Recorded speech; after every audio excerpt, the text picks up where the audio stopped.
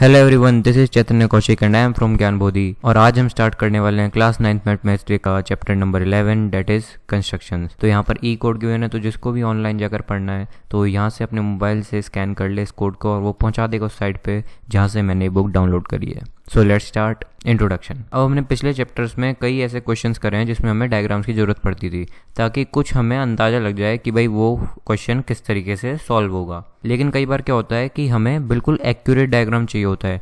मान लो हमें कोई बिल्डिंग बनानी है मैप पर, तो उसके लिए हमें मैप पर उस बिल्डिंग का कुछ नक्शा बनाना पड़ेगा ताकि बिल्डिंग एक्यूरेटली डिज़ाइन हो सके। या फिर हमें कोई टूल बनाना है तो टूल की एक्यूरेट डायमेंशन हमें पता होनी चाहिए, तो वो हम पहले पेपर पर डिज़ाइन कर लेते हैं, फिर हम उसके बाद रियल लाइफ में डिज़ाइन करते हैं। वेरियस पार्ट्स ऑफ मशीन हो गए, या फिर हमें रोड्स ड्रॉ करनी है, तो उन सब के लिए हमें मैप्स पर ड्रॉ करने के लिए एक एक्यूरेट फिगर पता होनी चाहिए। और इन फिगर को बनाने के लिए कुछ ज्योमेट्रिक इंस्ट्रूमेंट्स का यूज़ होता है, तो इसलिए हमारे पास एक ज्योमेट्री बॉक्स भी होना चाहिए। तो सबसे पहले हमारे पास होता है ग्रेजुएटेड स्केल, जिसकी एक साइड पर सेंटीमीटर स्केल होता है और वहीं पे मिलीमीटर स्केल होता है, और अदर साइड पर इंच स्केल होता है, और उसके पार्ट्स वहाँ पे मार्क ऑफ किए जाते हैं। फिर हमें चाहिए pair of set squares, one with the angle of 90 degree, 60 degree and 30 degree, and other with angles 90 degree, 45 degree and 45 degree. A pair of divider with adjustments and a pair of compasses with provision of fitting a pencil at one end and a protector.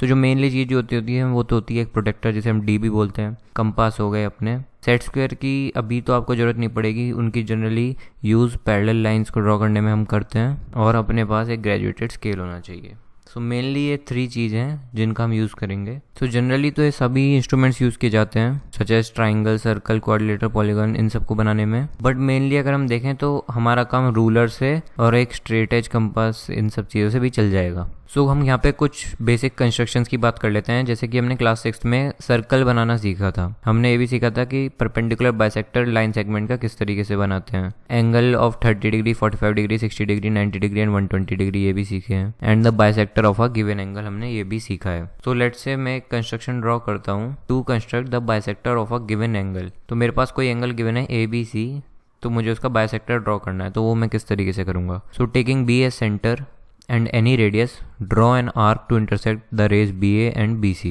So मैं क्या करता हूँ, compass लेता हूँ और B पर उसकी pin टिकाता हूँ और पेंसिल से एक आर्क ड्रॉ करता हूँ जो AB और BC लाइन को कट करेगी E और D पॉइंट पर। अब मैं क्या करता हूँ, E और D पर कंपास रखता हूँ और सेम मेजरमेंट जो मैंने कंपास की ली है उसी से ही मैं एक आर्क ड्रॉ करता हूँ जो F पर कट करेगी दोनों आर्क्स। E पर भी ड्रॉ करूँगा वो सेम आर्क, D पर भी सेम करूँगा, तो वो कट करेगी इस पॉइंट पर। और अगर मैं इस पॉइंट से इस पॉइंट की लाइन को ड्रॉ करता हूँ और एक्सटेंड कर देता हूँ, तो मेरे पास जो लाइन मिलेगी वो मिलेगा मुझे एंगल बाइसेक्टर इस एंगल का ABC का। तो अगर हमें ये प्रूफ करना है कि भाई ये एंगल बाइसेक्टर है, तो वो किस तरीके से करेंगे, वो ऐसे करेंगे कि B इक्वल टू BD है क्योंकि वो रेडियस है सेम आर्क के, EF इक्वल टू DF भी है और BF इक्वल टू BF तो कॉमन है, तो इस वजह से ट्राइंगल BEF कॉन्ग्रुएंट हो जाता है ट्राइंगल BDF के। सो यहाँ से एंगल EBF इक्वल हो जाता है एंगल DBF के। सो कंस्ट्रक्शन नंबर 11.2 पे आते हैं। To construct the perpendicular bisector of a given line segment. अगर मेरे पास कोई गिवन लाइन सेगमेंट है तो मुझे उसका परपेंडिकुलर बाइसेक्टर ड्रॉ करना है, वो किस तरीके से हम ड्रॉ करेंगे तो देख लेते हैं। लेट्स से मेरे पास कोई AB लाइन है और मैं क्या करता हूँ, AB एज अ सेंटर एक रेडियस लेता हूँ जो कि हाफ ऑफ AB से ज़्यादा है, यानी कि मुझे लगभग इतना रेडियस लेना है। मैं क्या करूँगा, इस रेडियस से यहाँ पे एक आर्क काटूंगा, सिमिलरली यहाँ से एक काटूंगा।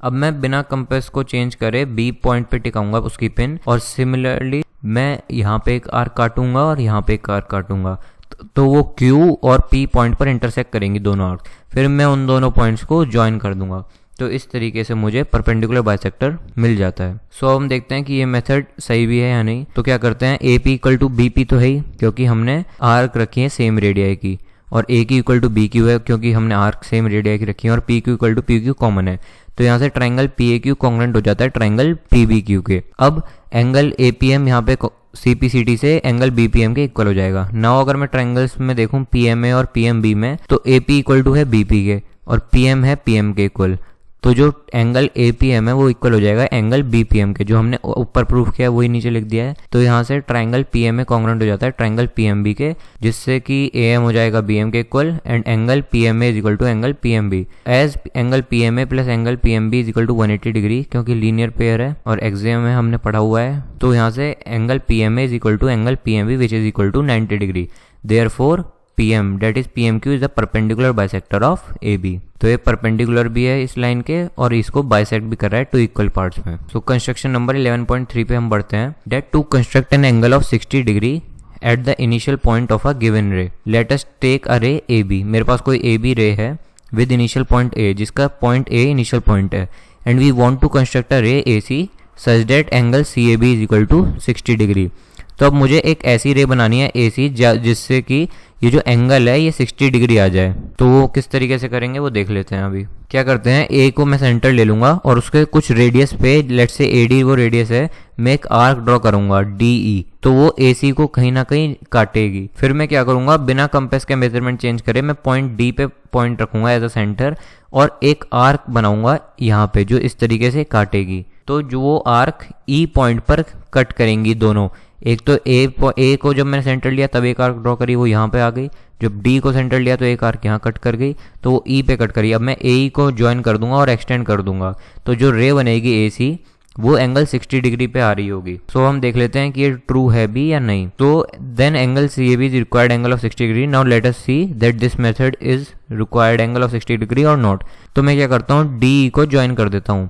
तो अब यहाँ से मैं देख सकता हूँ डेट AE इक्वल हो जाता है AD के, इक्वल हो जाता है DE के, क्योंकि हमने कंस्ट्रक्शन में AD को, DE को और AE को इक्वल लिया है। सो जो ट्रायंगल EAD है वो हो जाता है इक्विलेटरल ट्रायंगल, और जिस वजह से जो एंगल है EAD which is same as angle CAB, और वो आ जाता है हमारा 60 डिग्री के इक्वल। सो आपके जो डाउट्स होंगे एक्सरसाइजेज में वो आप कमेंट सेक्शन में आस्क कर सकते हैं और नेक्स्ट वीडियो में हम उनका आंसर्स प्रोवाइड कर देंगे। Moving on to the next topic that is some constructions of triangles. So एक ट्रायंगल कब यूनिक होता है, वो तब यूनिक होता है या तो उसकी जो टू साइड्स हैं and the including angle is given, या तो उसकी दोनों साइड और जो एंगल है उनके बीच का वो हमें गिवन हो, या फिर उसकी तीनों साइड गिवन हो, या तो दो एंगल या फिर इंक्लूडेड साइड गिवन हो हमें, या फिर वो राइट ट्रायंगल हाइपोटेन्यूज और एक साइड हमें गिवन हो।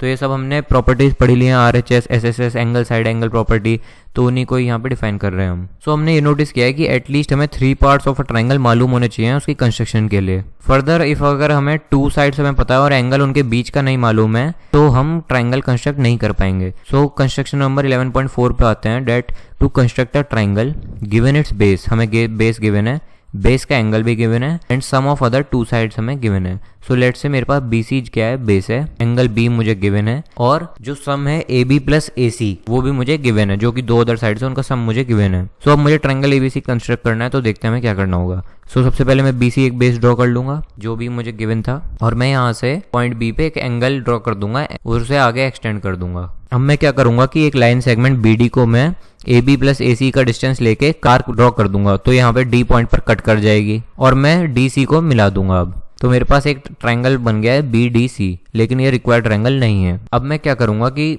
मेरे पास जो एंगल बना BDC वही सेम एंगल मैं ड्रॉ कर दूंगा यहाँ पे एंगल ACD पे, और C जब मैं इसको एक्सटेंड करूंगा तो ये कहीं Y पे कट करेगी, A पे कट कर जाएगी। तो जो ABC जो फॉर्म हुआ है ट्रायंगल वो अपना रिक्वायर्ड ट्रायंगल है। सो लेट अस सी कि क्या ये तरीका सही भी है या नहीं। सो एंगल ACD इक्वल है एंगल ADC के, ये तो हमने कंस्ट्रक्शन से बनाया ही है। देयरफॉर AC इक्वल हो जाएगा AD के, यानी कि अगर मेरे पास AB है वो हो जाएगा अपना BD माइनस AD के इक्वल, यानी कि BD माइनस AC के इक्वल, और AB प्लस AC हो जाएगा अपना BD के इक्वल। तो इस वजह से अपनी कंस्ट्रक्शन सही है और ABC रिक्वायर्ड ट्रायंगल है। सो इसका यहाँ पे एक अल्टरनेटिव मेथड भी गिवन है। तो यहाँ पे जो ऊपर फर्स्ट 2 स्टेप्स है वो तो हमें फॉलो करना है। फिर हमें क्या करना है कि हमें एक परपेंडिकुलर बाइसेक्टर ड्रॉ करना है PQCD का, जो कि इंटरसेक्ट करे BD को पॉइंट A पर।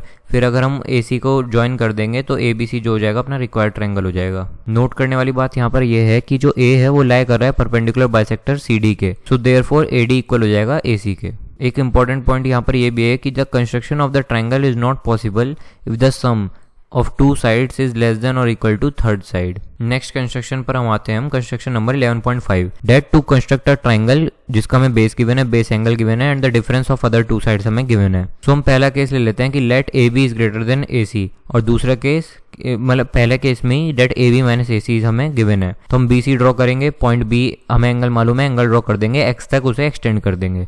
उसके बाद हम क्या करेंगे, जो अपना पॉइंट लाइन सेगमेंट BD है उसको हम कट करेंगे AB माइनस AC के इक्वल BX रे से, और फिर उसके बाद हम DC को ज्वाइन कर देंगे। और फिर मैं क्या करता हूँ, एक परपेंडिकुलर बाइसेक्टर ड्रॉ करूंगा PQDC पर, सो लेट्स से कि वो इंटरसेक्ट करता है पॉइंट ए पर, तो अगर मैं ए सी को ज्वाइन कर दूंगा तो जो ए बी सी होगा वो अपना रिक्वायर्ड ट्रायंगल होगा। सो लेट अस सी कि हमने किस तरीके से ट्रायंगल ऑब्टेन किया है। तो मेरे पास A D equal to A C तो है ही, क्योंकि जो पॉइंट ए है वो perpendicular bisector of D C पर लाई कर रहा है, इस वजह से ए डी इक्वल हो जाएगा ए सी के। तो इससे क्या होगा कि जो बी डी है वो इक्वल हो जाएगा A B minus A D के, यानी कि ए बी माइनस ए सी के। सो लेट से केस 2 पर हम आते हैं, that A B is less than A C. पहला केस हमने देखा that A B is greater than A C, second case A B is less than A C, that is A C minus A B is given. फिर हम क्या करेंगे कि line segment B D को मैं equal to A C minus A B पे cut करूंगा BS line पे, और जिसे मैं एक्सटेंड करूंगा opposite side of line segment BC के। फिर मैं डीसी को ज्वाइन कर दूंगा और एक परपेंडिकुलर बाइसेक्टर बनाऊंगा पीक्यू डीसी लाइन पर। तो ये परपेंडिकुलर बाइसेक्टर पीक्यू बीएक्स को इंटरसेक्ट करेगा ए पर, और मैं एसी को ज्वाइन कर दूंगा और एबीसी अपना रिक्वायर्ड ट्रायंगल हो जाएगा। जस्टिफिकेशन सेम है जैसा कि केस 1 का कंस्ट्रक्शन था। Moving on to the next construction, that is 11.6 to construct a triangle given its perimeter and its 2 base angles. तो हमारे पास 2 बेस एंगल बी और सी गिवन है, BC plus C A plus A B भी given है। तो हमें एक ट्रायंगल कंस्ट्रक्ट करना है एबीसी। तो सबसे पहले मैं एक लाइन सेगमेंट ड्रॉ करूंगा X Y which is equal to B C plus C A plus A B. फिर मैं एंगल ड्रॉ करूंगा L X Y which is equal to angle B, और M Y X which is equal to angle C. और फिर उसके बाद मैं दोनों एंगल्स को बाइसेक्ट कर दूंगा। तो let these bisector intersect at a point A. अब मैं क्या करता हूँ कि मैं इन दोनों लाइंस पे ए एक्स और ए वाई पे परपेंडिकुलर बाइसेक्टर ड्रॉ करूंगा, और ये perpendicular bisector X Y line को बी और सी पॉइंट पे काटेगा। तो जो ए बी सी हो जाएगा वो अपना रिक्वायर्ड ट्रायंगल हो जाएगा। लेट्स सी कि ये किस तरीके से वर्क करता है। B lies on the perpendicular bisector P Q of A X, यानी कि एक्स बी इक्वल हो जाएगा ए बी के, और सिमिलरली सी वाई इक्वल हो जाएगा ए सी के। This gives B C plus C A plus A B is equal to B C plus X B plus C Y which is equal to X Y. और अगर दोबारा से देखें तो angle B A X equal हो जाएगा angle A X B के, क्योंकि जो ट्राइंगल ए एक्स बी है उसमें ए बी इक्वल है एक्स बी के, और angle A B C equal हो जाएगा एंगल बी ए एक्स के plus angle A X B के, यानी कि twice of angle A X B is equal to angle L X Y. Similarly angle A C B equal हो जाएगा angle M Y x के। सो यहाँ पर एक एग्जांपल गिवन है, अगर ये आपका डाउट है तो आप कमेंट सेक्शन में मेंशन कर सकते हैं, हम नेक्स्ट वीडियो में कवर कर लेंगे। सिमिलरली एक्सरसाइज भी नेक्स्ट वीडियो में कवर हो जाएंगी। तो यहाँ पर हमने chapter number 11 that is constructions finish कर लिया है। होप सो आपको समझ में आया होगा। चैप्टर की समरी लास्ट में जरूर पढ़ें।